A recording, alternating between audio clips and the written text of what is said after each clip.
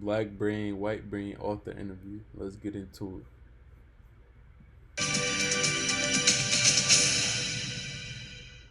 Now, we spoke about the research you did. You said you interviewed a lot of experts in the field. Yeah. What did they have to say when it came to the theories of these, Okay.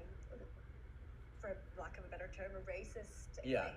Okay, so in terms of science, firstly, the and motherfuckers like listen to the white folks. Let's see what he gotta say, bro. race is at most a kind of convenient shorthand description, but really it has no scientific basis. The genetic variance within the so-called races is often much greater than that between them. So within Africa, you have much more genetic variation than you do, say, between European and Indian populations, say in Eurasia, and it's because Fact, it's because of mitochondrial Eve gene.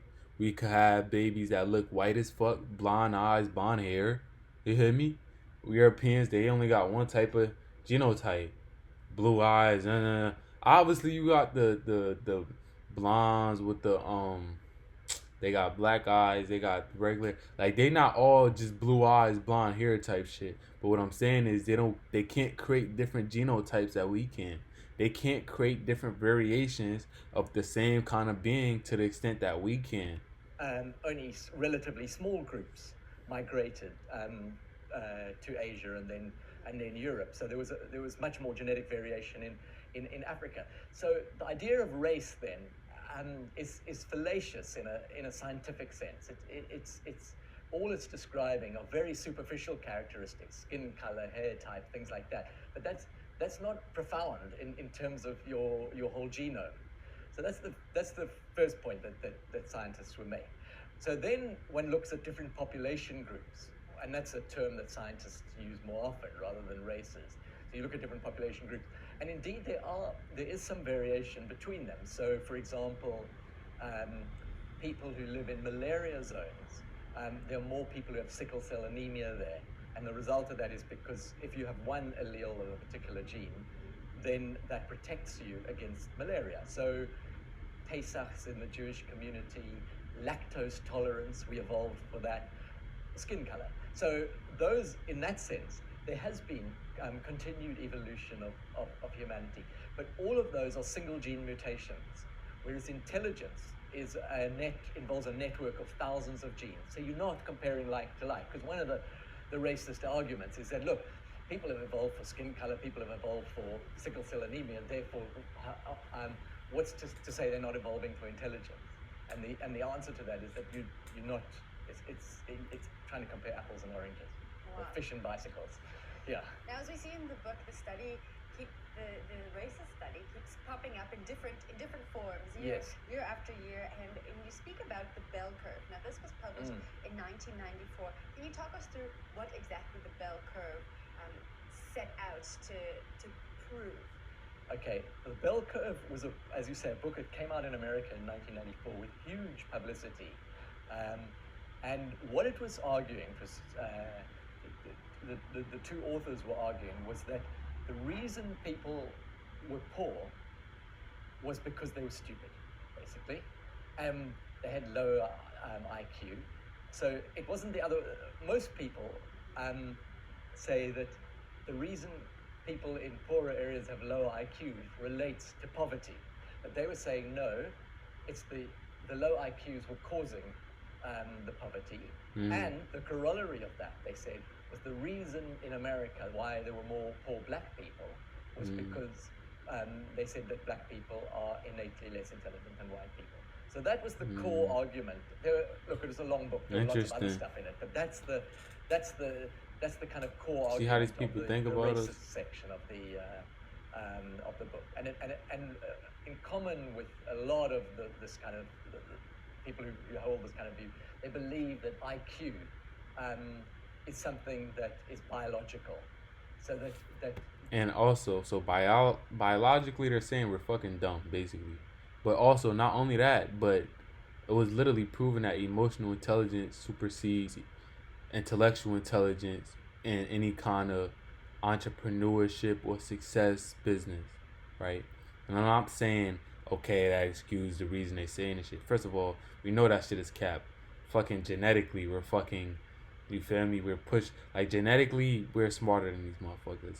But it's crazy that a group of people could say this about you, and it's the same group of people that was telling you don't read, don't give these people a book, don't do. They're taking a lot. They're taking this education from you. They're taking this lack of insight from you, right? They're taking this from you, and they're dumbing you down, and then they're calling you, oh, they're poor because they're dumb. Like, you feel what I'm saying? And then when you address something like this, and you like, oh yeah, well they doing this, they do. Oh, you got a victim mindset, nigga. Suck my dick, nigga. You feel me? Ain't victim shit. This shit is systemically proven. Motherfuckers was taking books and shit, telling my ancestors not to read, not trying to give us books, not all that type shit. And then we'll sit here and say, oh, here, they poor because they dumb. Motherfucker, is you stupid? Yet we acting like victims. Because I seen that weak ass shit in the comments, bruh. That shit had me tight, bruh. Talking about, oh yeah, victim mindset. You bitch ass nigga. This shit is systemic. You feel me? You can't even understand the extent to which motherfuckers is still promoting shit. Nobody, the black woman is the most disrespected person on this planet, bruh. No other race of female is more disrespected than a black woman, bruh. So it's like the extent, and that's just one aspect of it. We're not talking about economically. We're not talking about all this other systemically. We're not talking about how the curriculum don't even teach our history. It teach his story, not my story. You feel me? Yet we acting like victims, nigga. Suck my dick, nigga. How you score on an IQ test is a reflection of your innate intelligence. So, I mean, the arguments against that are if we take separated identical twins who've grown up in different class backgrounds, their IQs sometimes vary by as much as 30 points. Mm-hmm. So it's clearly there's a very strong environmental element to it. And what we also know is that each generation, average IQ scores get higher. So that in order to keep a mean of 100, it's supposed to be the average, they have to make the IQ test more and more difficult. Now, people are not genetically changing, but what is changing is their exposure to abstract logic. So at the moment, like kids, for example, who play like Tetris or Grand Theft Auto or whatever, they're dealing with abstraction and with concepts in a way that will help them in IQ tests, and that has been demonstrated. So the reason why different population groups might have different average IQs has nothing to do with genetics. What it has to do with is the kind of exposure, particularly in early childhood, that they've had to abstraction. And we know that the child learner's curve is the biggest from 0 to 7, right? So a lot of our people, we grew up, oh, you got a nappy head. Oh, you know we don't got money for that. Ooh. Oh, who you think you is? Who you feeling like? You're not that smart. You can't do this. We were subconsciously, shit.